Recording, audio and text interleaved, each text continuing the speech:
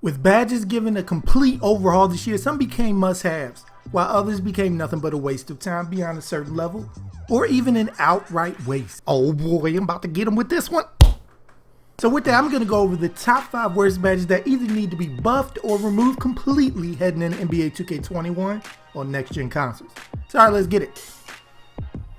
First, let's talk about Pass Fake Maestro, which by the game's definition increases the effectiveness of pass fakes. The pass fake in general is pretty useful online to get guys out of position, but you can do that by hitting the pump fake button. The specific badge made for it is pretty lackluster and makes you wonder why would one even waste one precious playmaking point on it. All it does is speed up the pass fake animation your player does, which is fine, but that helps me no way. You don't get cool stuff like letting you pump fake while driving, which I still hope 2K lets us do eventually. Please tell me. But the regular pump fake serves its purpose well enough, and the badge gives you almost no extra benefit against human opponents at least. It's truly a waste. Or how about Steady Shooter, which by definition it reduces the penalties for contested shots that you take and bonuses for open shots. I know it's worded weird, so it's like contested shots, we got you. Open shots, we don't got you. Obviously, what the heck? You're penalized for becoming open and rewarded for playing like a prime J.R. Smith? Of course, other badges will help to mitigate this, but I have a problem with any badge negatively affecting you in any aspect, or any that promotes you shooting 50+% of contested shots because you have the badge to do it. Then there's another aspect where is it even worth it to equip and waste valuable badge points on, even if you have 30 on the badge that nicks your wide open shots? Especially when the higher the level the badge is, the worse the penalty becomes.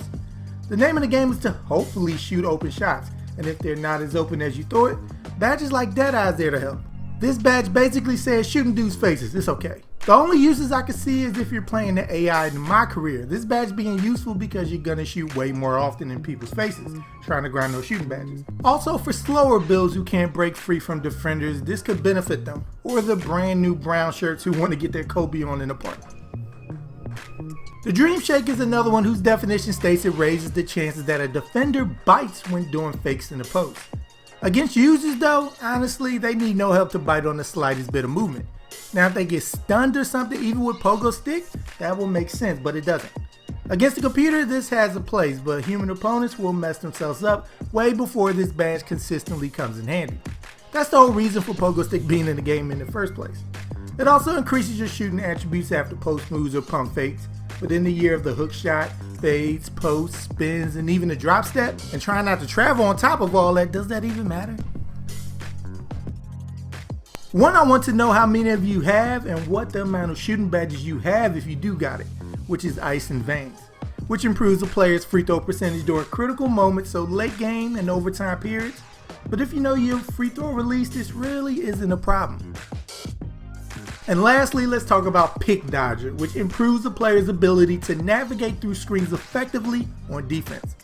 Wrong. This is a badge I feel literally does nothing, or at least not what it's supposed to do or what you think it should do. The only thing that you notice getting this badge and tearing it is your player doesn't slam to the ground like he just got hit by Mike Tyson. But you still get sucked into the overpowered brick wall and give your opponent an easy lane because you know that center is chilling in the paint watching this all go down. The badge's weakness forces you to mainly just anticipate and slide around and save the points elsewhere. Hold turbo, no turbo, left trigger, right trigger. You still getting taken out by that center. It's so terrible you're better off just rocking with clamps and body up the ball handler before the screen comes. You at least know they'll keep you attached. Screens have always been a problem and it would be nice if the badge designed to counter it actually worked. Sorry people, do you agree with the list? And if not, what badge do you think needs to be improved or removed completely going into NBA 2K21?